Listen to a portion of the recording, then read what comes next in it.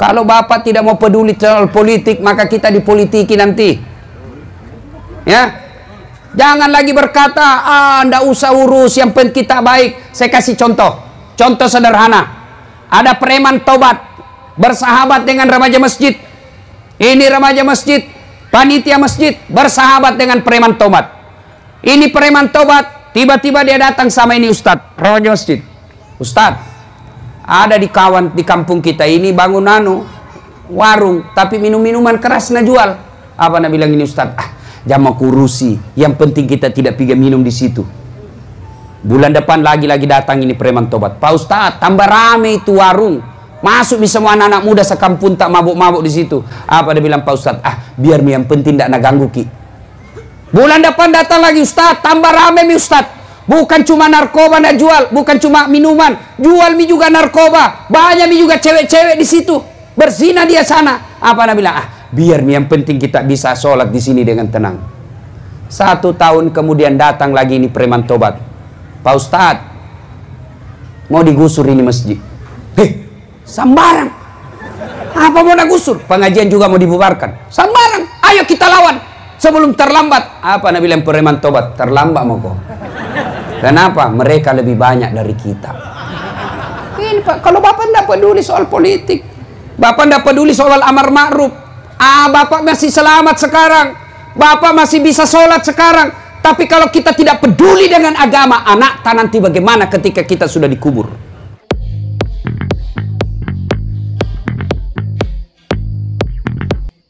Ibu bapak, saudara-saudara sekalian, teristimewa tamu kehormatan kita pada malam ini, Bapak Bupati dan Wakil Bupati Kabupaten Kabupaten Luhut Timur, yang insya Allah dimuliakan dan dirahmati oleh Allah Subhanahu wa Ta'ala.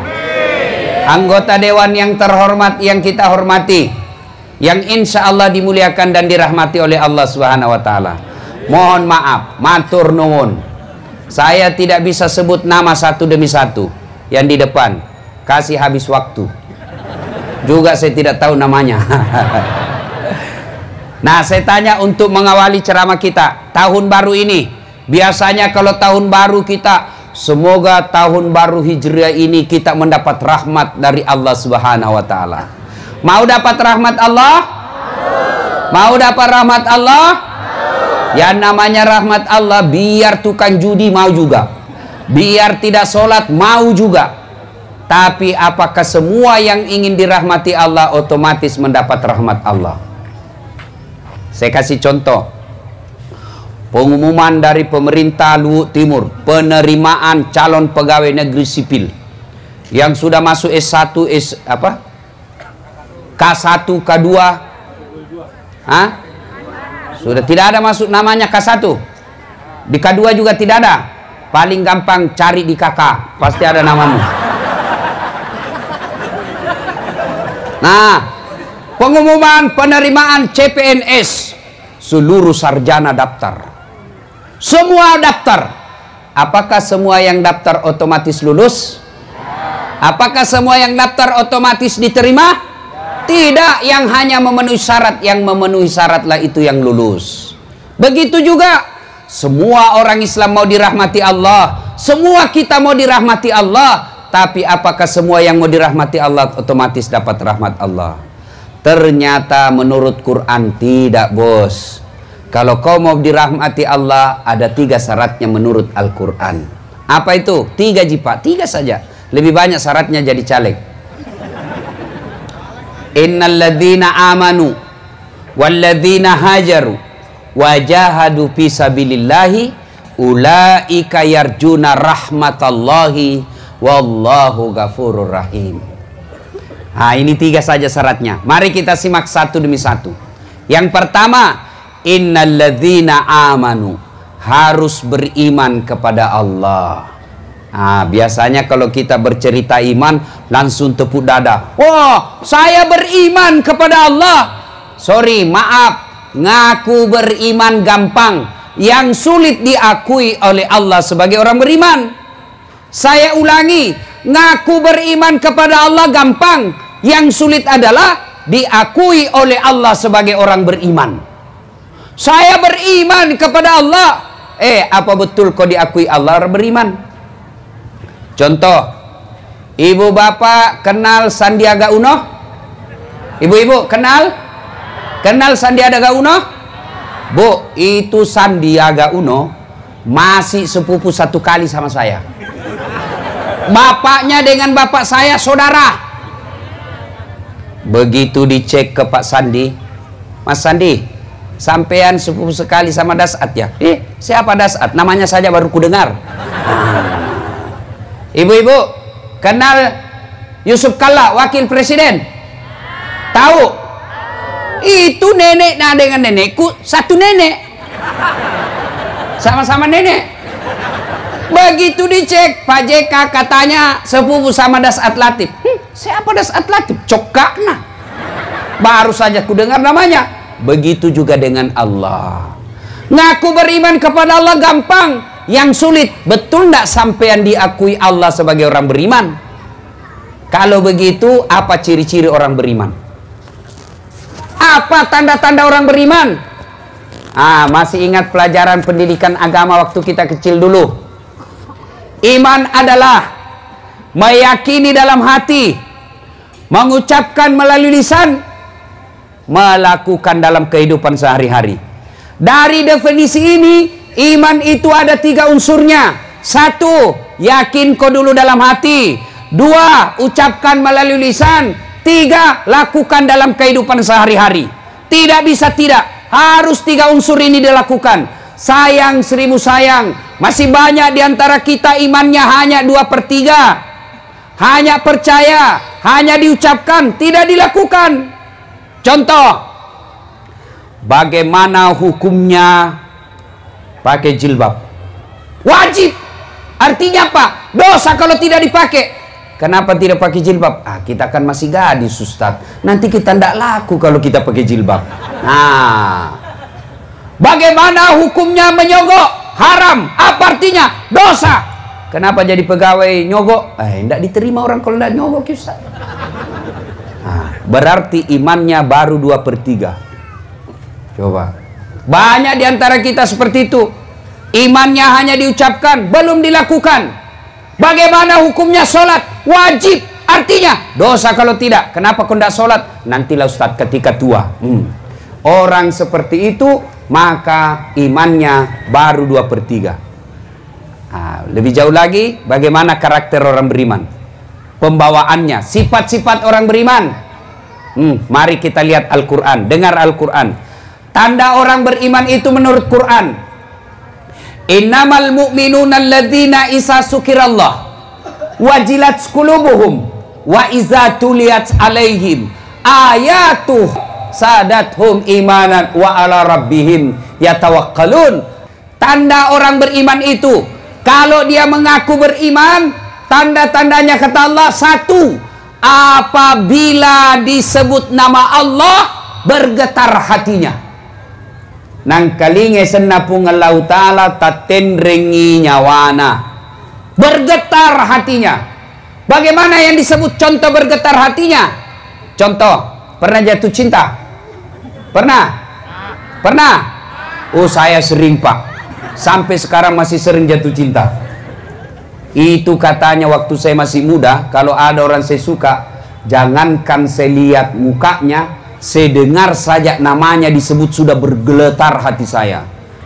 Nah, bilang temanku, dum-dum gled. Apa itu dum-dum gled? Dumba-dumba gleter. Jangankan kulihat mukanya, dengar saja namanya. Bahaya, Masya Allah. Apakah namanya Allah mampu menggetarkan hati kita? Ternyata sangat sulit bangsa Indonesia sekarang ini bergetar hatinya. Kenapa? Dengar nama Allah banyak yang merasa terganggu. Dengar nama Allah banyak yang merasa tidak tenang. Mana buktinya? Azan. Dengar nama Allah, Allahu Akbar, Allahu Akbar. Jangan kencang-kencang, keras, tidak boleh keras-keras, kecil saja. Namanya panggilan harus keras. Mana bisa memanggil tidak keras? Bukan panggilan itu, bos. Bici. Si bici. Si bici namanya itu, bos. Namanya panggilan. Oi, dasat. Manggil namanya itu. Azan itu panggilan sholat, jadi harus keras. Kalau dikecilin, bukan panggilan sholat namanya itu. Ada yang bilang lagi orang pintar, dia bilang kan semua orang sudah tahu waktu sholat, sudah ada di handphone. Betul, kalau begitu alasannya mestinya bandara tidak usah ada panggilan. Di bandara itu sudah jelas jam berapa berangkatnya, sudah jelas pintu berapa, sudah jelas pesawatnya. Tapi begitu tiba waktunya, para penumpang nomor penerbangan ini dengan nomor kode ini dipersilakan maju masuk ke pesawat melalui pintu 3. Diulang sampai 3 kali. Azan kita 1 kali, bos. Ini diulang 3 kali. Masih belum cukup, disebut nama 3 kali, Pak. Atas nama Dasat Latif dipersilakan masuk ke ruang pesawat melalui pintu 3. 1. 2 kali dipanggil lagi. Atas nama Dasat Latif dipersilakan naik ke pesawat melalui pintu 3. 2 kali. Sampai 3 kali belum datang. Wabillahi taufiq wal hidayah. Tutup pesawat. 3 kali orang dipanggil, Pak. Kita azan 1 kali merasa terganggu. Bagaimana ceritanya ini orang merasa beriman? Nanti ketika di akhirat dia mengaku, saya beriman kepadamu ya Allah. Allah berfirman, kenapa Pak kau merasa terganggu kalau azan? Seandainya azan itu sebut nama Dasat, kan tidak. Nama-nama Allah. Allahu Akbar, Allahu Akbar. Ada yang bilang, mengganggu itu azan, jelek suaranya. Solusinya bukan dikecilkan. Solusinya apa? Solusinya ganti tukang azan yang baik suaranya. Karena ada juga tukang azan bikin jengkel suaranya. Iya. Udah bila anak muda, iya sih. Makanya itu masjid, Pak, bikin lomba azan, juara 1 gaji. Yang ada panitia masjid di sini gaji itu tukang azan. Jangan simpan uangnya orang jadi saldo. Salah itu panitia masjid kalau ada bikin saldo. Oh, berarti banyak masjid di sini bikin saldo. Wah, ini salah ini panitia masjid itu. Salah kok, bos. Kau di blender nanti itu kalau mati kok. Jangan simpan uangnya orang. Banyak juga panitia masjid itu saldo kas 70 juta. Begitu kita mau kencing tidak ada air. Masih baik kalau kencing, Pak. Kalau air besar, saya pernah singgah, percaya diri saya, langsung saja dulu. Selesai itu, tidak ada air. Kalau kencing, Pak, masih aman, bisa saja digalate saja. Tapi ini, ada kuning-kuning. Ini kesalahan panitia masjid. Jangan simpan suannya orang. Gaji, bikin sayembara Muharram, bikin sayembara azan, lomba azan parade Muhammad dalam rangka semarak Muharram. Oh, luar biasa. Ini luar biasa. Pak Bupati, Pak Wakil Bupati, anggota DPR, terima kasih, Pak. Berapa kabupaten yang ada di Provinsi Sulawesi Selatan ini, Pak? Belasan, 24 kalau saya tidak salah. 24 kabupaten kota yang ada di Sulawesi Selatan, Pak. Hanya timur yang rame perayaan ulang tahun. Bayangkan, Pak. Senangnya lagi kita, Pak, Bupati Wakil Bupatinya hadir dengan senyum-senyum, akrab. Pak Wakil Bupati telepon Pak Bupati, iya kanda. Pak Bupati telepon Wakil Bupati, iya dinda. Kan enak dirasa kalau begini akur. Kalau pemimpin kita baku bombe kita, rakyat bingung. Si salah-salah. Baru 3 bulan sudah dilantik baku bombe. Ketemu baku bengkok mukanya. Ini biasa yang kasih baku musuh ini bupati sama wakil bupati, tim sukses. Ini biasa tim sukses kasih salah-salah orang. Apa jina pikir proyek.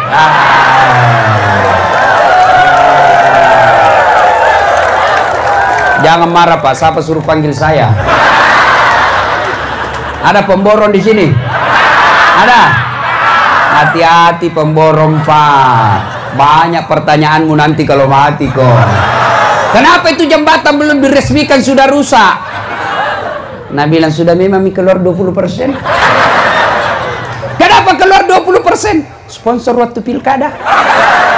Kenapa harus sponsor di pilkada? Masyarakat tidak mau pilkada, tidak ada uang. Nah, Bapak juga cilaka. Jadi jangan salahkan, sama-sama Bapak salah. Coba kalau politik tidak ada money politik, rakyat tidak mau terima sogok, pemerintah yang mau dipilih tidak mau memberi sogok, aman negara kita ini, Pak.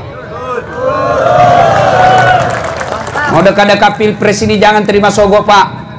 Kalau ada yang mau sogok, kalau mau bantu negara baik, rekam, lapor di polisi. Polisi juga jangan mau disogok. Jangan langsung lapang 6. Atur damai. Bleh.